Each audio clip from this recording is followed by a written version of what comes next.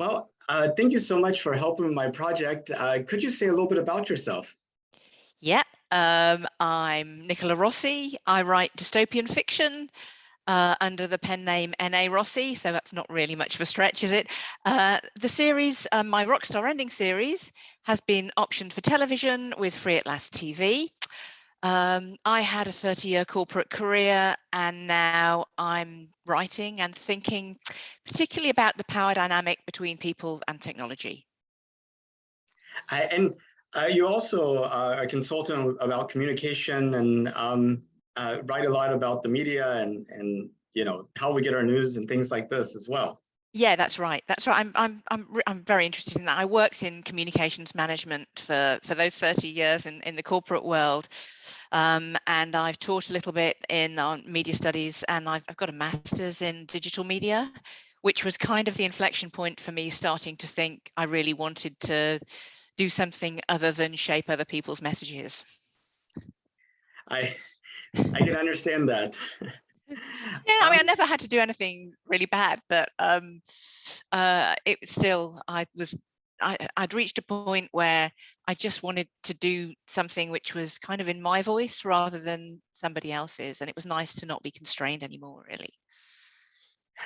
I, that sounds wonderful. I'm glad you were Yeah, able to make that transition. yeah. It was a long time coming. My kids reached an age where they didn't kind of need me quite so much in a hands-on way, and yeah, we just reached a position where I was able to do that. So yeah, I made fantastic. a similar type of transition. I used to work for Compaq HP and a software company for 25 years. And Oh, right. then I've gone off and started working at NASA to become a mission controller. So I kind of, Wow, what a dream. What an absolute dream. I went to Kennedy Space Center in 1970 something, 1975 with my parents. And this will just be like a day job to you, won't it? But I remember being you went into mission control, and they simulated a takeoff, and the whole room shook and everything. And I wrote on my little questionnaire at the end, one day I shall be back as an astronaut. Well, so it didn't happen, did it? But it's still it must be a wonderful environment. God, I could interview you about that, but I'll resist it. how old were you? Then I was 13. Wow. So you were probably like 11 or so in 1972, whenever we had the last trip to the moon. Yeah. And I remember the first steps on the moon. I remember, we watching it with my dad on the television. I remember them wheeling in, because I'm very ancient. They wheeled in this television in school. I was in a little primary school, and they had a TV that was on a sort of like a big metal frame that they could put up for us to watch. And we watched various, moon landing related things at school. It was a really exciting time. It was really exciting. I remember my dad loving the phrase, "Golly, look at that rill," which one of the astronauts said. Oh, yeah, great. Really, really inspiring. Wow. I did. Did you have any idea that 1972 would be the last time you went to the moon? No, I didn't. I didn't. My dad even took me to see, they had a tour of various bits of space exploration equipment that came to Liverpool, which was not far from where I lived. And I went there, and we saw some moon rock and a landing module, and it was really very exciting. But no, I didn't. I had no idea. None of us did, really. That I suppose governments decided it just wasn't really affordable anymore. Although when I was at university, I shared a flat with a guy who was doing an astronomy degree. And he was always saying, the spin offs from space exploration are amazing, Teflon, zips, and I'm sure loads of other things. And at the time, he said that the Japanese were starting to get into it because they wanted to get those spin offs. So, who knows? But It's sorry, stream of consciousness. It all had to come out then. no, it's fantastic. But I mean, so it's been 50 years since the last time I went to the moon. This is kind of uh, given space for people to have doubts on if we ever actually went, and and other people are wondering why bother to go back if we've already went. What's going to be accomplished? And I mean, a whole mix of feelings and thoughts around this. I mean, I guess first off, maybe we should start off. Did you know that we're planning to go back to the moon? I did know, but I don't know many of the details. But what do you think about that? I think it's great. You know, I know it's expensive and there are lots of things we could do with those resources here, but in the great scheme of things, I think it's really positive that humanity has a curiosity about, what's beyond what we kind of see on our own planet. So I think it's really exciting that we're going back to the moon. So that simple question of did you know we're going back to the moon has been sort of more of an exploration in the area of what you're talking about in your blog about communication and how we get media and things like this. Because most of the people I go to at like the coffee shop or the store or at the airport, they don't know that we're going back to the moon.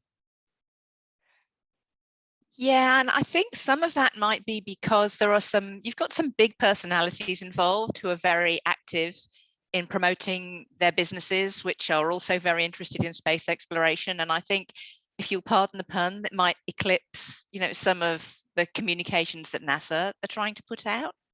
I don't know. I mean, I've heard a lot of people say they thought the space program was shut down, or they don't know why NASA's keeping it a secret, or lots of things like this. Even though there's a lot of publicity out there, communications out there, and the thing that really strikes home to me is the way we get our news now is so different than the way we used to get it back in 1969 whenever we first went to the moon.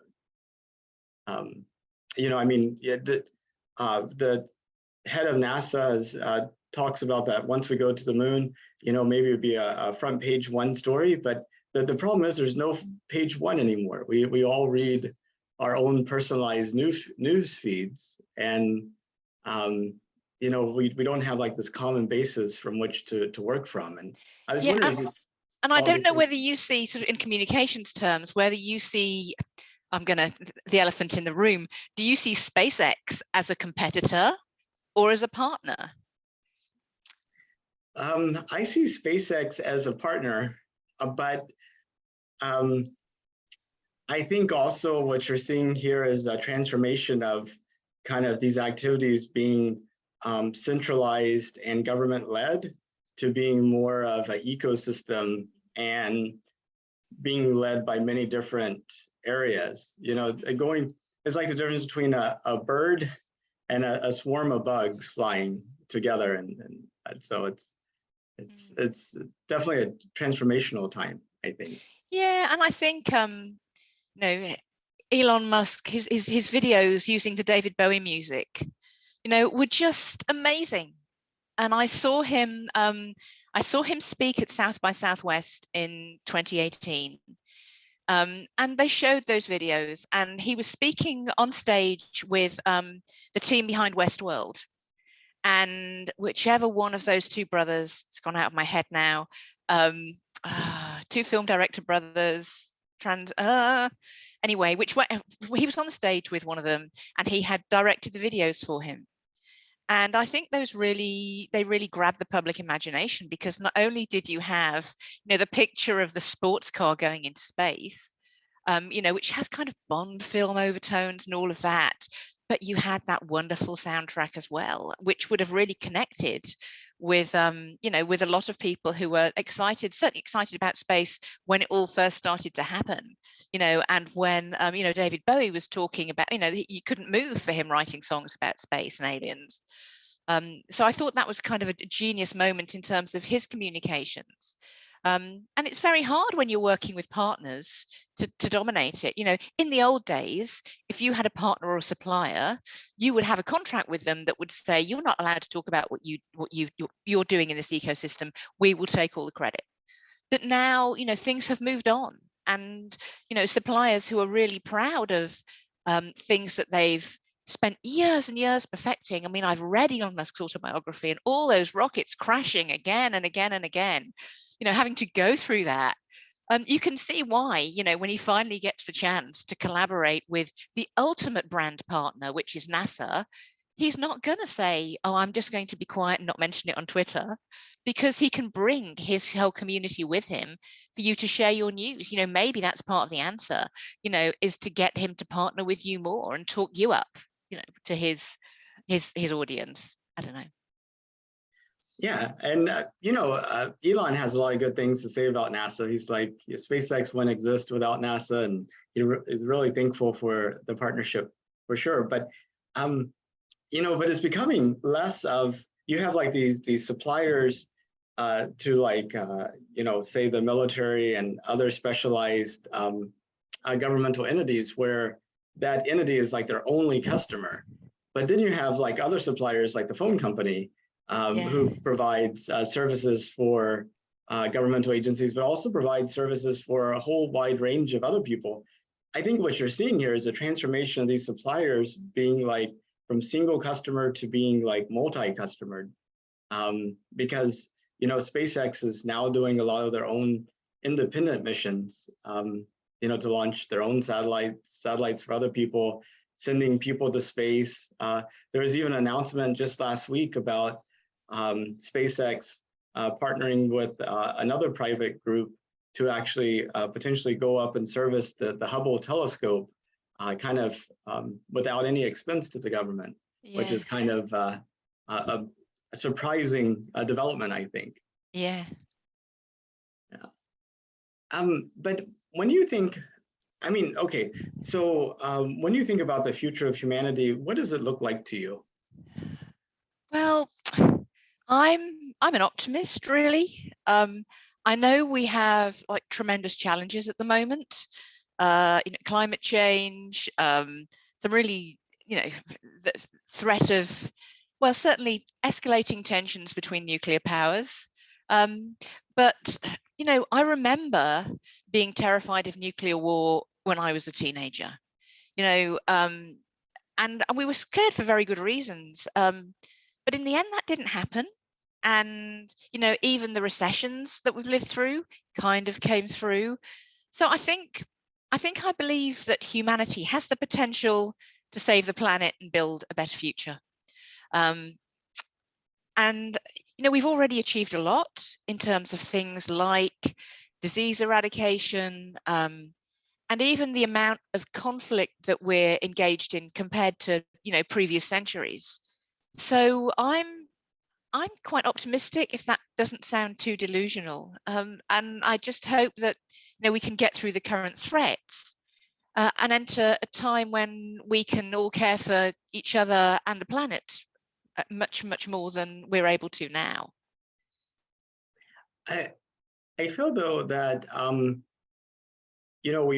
we kind of live in our own little bubbles and don't have kind of like this comprehensive view of what it takes to get like our own food and all the materials that we use, and what happens to our waste. And we have these ideas about other people that are kind of mediated to us to make us afraid or to move us in a particular direction. It seems like that all those factors would keep us from coming together and taking care of the world.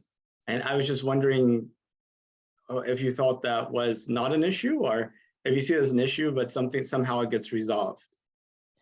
Yeah, I think there's definitely a big issue with people. I mean, there is so much information, you couldn't, even if you had access to all of it, you couldn't process it. But I think what's important is to just not be paralyzed with fear and allow it to all happen. And that's where things like the moon mission, or even fiction can lift you and give you some hope and persuade you to do something which is positive and is a step in the right direction. I mean, I wouldn't want to minimize the scale of the challenge, but I don't think it's all over yet. Do you think we'll still be just on the Earth making these little trips out into space in 200 years, or do you think we'll actually have people who consider someplace other than Earth their home? I can't imagine there being a day when someone would wake up and say, "Oh, I think I'll just apply for a job on Mars today." I don't see mass colonization happening, but I do think we will see more space exploration. Some of it with people on board, and probably a lot of it, done remotely. And back in '75, when you were visiting the Kennedy Space Center, you said you're going to come back and be an astronaut. Yeah. If given the opportunity today, would you take a trip to space? No, because I would be too worried about not coming back, because there Um, are dangers involved. One of my you must have seen Apollo 13. That movie. When you've got the guys from NASA, at his wife's house watching the television with her, and she's I couldn't do that to the people who care about me. um, so talking about SpaceX, they're working on creating a fully reusable spacecraft that could be launched multiple times per day. Just fuel it and go. And this spacecraft, actually, test versions of it already exist. They're preparing for like an orbital test right now, and I think it's just a matter of years before they're able to figure it out and start manufacturing these rockets. So there will literally be, maybe dozens or even hundreds of space flights a day. Mm-hmm. And each one is big enough that it could easily carry 100 people. Um, could you imagine a time when people are traveling on rockets like they travel in aircraft today? And would that change your point of view? It depends where you're going on the rocket. So if you're doing it to get somewhere quicker, absolutely, somewhere on Earth quicker. But where would you go? Because wherever we went, we would need to be building some sort of environment where we could survive.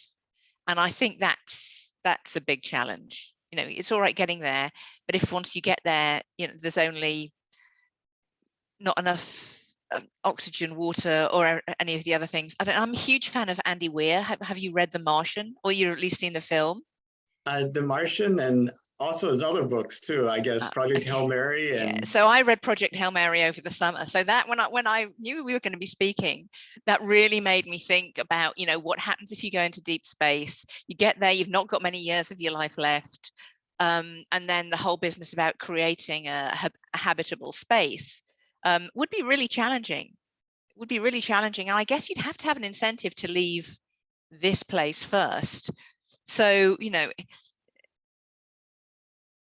I suppose if we know we're going to be hit, another great movie, Don't Look Up, if we know we're going to be hit by some giant meteorite, in so many years' time, then maybe there would be an incentive to, get in a rocket, go to some bubble on some other planet, and take your chances. But I'm a bit more interested in using the technology and the people and the societies we've got to kind of keep this one okay. do you think it's a mutually exclusive choice? Could you do both? That would be fun. Um, so imagine 200 years in the future, somebody looking back at this time, the 2020s. Let's say just for kind of visualization sake, you could imagine a person in high school 200 years from now doing a report for their history class on the 2020s, just like high schoolers today might do something on the 1820s. What do you think would be worth remembering? And we're only 2 years into the decade, so you could kind of use your imagination for the remaining of the 8 years. What do you hope will be worth remembering about this decade in 200 years? Oh, it would be nice if that was the decade when people woke up and decided that they wanted to find a sustainable way future for the planet, that they came together and reversed climate change. That would be nice if this was the decade when we took decisive action to do that, and when there were medical advances that meant that COVID were no longer a threat, because that's still mutating out there, isn't it? So that, what else? Yeah, when society became fairer. So Oh, and I know Putin suddenly decided to resign, and and Russia became a more benevolent place. That would be nice, wouldn't it? And then he called his mate in China, and she said, "Do you know what? You're right. Let's create a fairer, more just society." It's reverse utopia, isn't it? But you did ask. we could always hope and wish. Yeah. Well, if you don't visualize it, then it will never happen. Not that I believe just visualizing it will make it happen, but if you don't imagine it, then you're not even out of the starting blocks, are you? That's a good point. One other thing that I've kind of come across in these interviews is, like Star Trek. Star Trek used to be kind of like this cultural phenomenon that was almost universally known in the US, and I think maybe in large parts of the world, and kind of portrayed this vision of us all coming together as one people and going out into the universe. And it seems like with the media that we have today and the way that things have progressed, we don't really have like a cultural phenomenon that's come up to the same level of penetration and has like this positive common view. In terms of visualizing this futuristic world that we can all kind of work towards, is there something out there that sort of provides that you think? I can't think of anything. No, but what a great opportunity for a writer of science fiction. I'm going to make a note of that immediately. But I think you're right. And I think one of the other things that I loved, and it's not as grand, it's not grand space opera, but Doctor Who. There was always there was in all the series, there's a moment when the Doctor says something like, do you know, there's a little planet called Earth, and the people are really great, and they're kind of well-meaning and nice, and and there's just this moment which is, it's a little bit cliched, but he always frames it in a way that and it's a life worth living, and I was quite like that. But it's not as grand as everyone being together on a spaceship and going off to explore other universes, which I think is what they were doing. Yeah, that is the purpose, isn't it? Traveling, at different points in time and place, trying to, I guess, take care of difficulties and issues wherever they might emerge. Yeah, and to provide some level of understanding. But that kind of reminds me of Hitchhiker's Guide to the Galaxy. I don't know if you remember. Oh yeah. Kind of the opening sort of paragraphs of that book about how most of the people on this planet were unhappy most of the time. Many solutions were proposed, but all these had to do with moving green pieces of paper, which is really weird because the green pieces of paper were happy. So I thought Douglas Adams really kind of, portrayed in those first few paragraphs, kind of one of the big problems that we have is that we don't actually attack the problem directly. We always seem to be, it's like complaining about the leaky faucet and you're painting the door type of thing is sort of the nature of society and public policy, it looks like. Well, I know I asked you a lot of questions, and those were the areas that I wanted to talk about, but was there anything that you wanted to talk about that we didn't get to? I think we've probably covered it. Well, I really was a pleasure to get to talk to you today. And if you know other people that'd be willing to have a conversation about going back to the moon and the future of humanity, I would love to talk to them. Certainly, I think I might know a few people, so I'll put them in touch with you. Sure. Well, you have a good rest of your day, and I look forward to reading your books. Oh, thank you very much, Nathan. Lovely to meet you, Uh, and good luck with putting people on the moon. Thank you so much. Okay, bye-bye. Bye.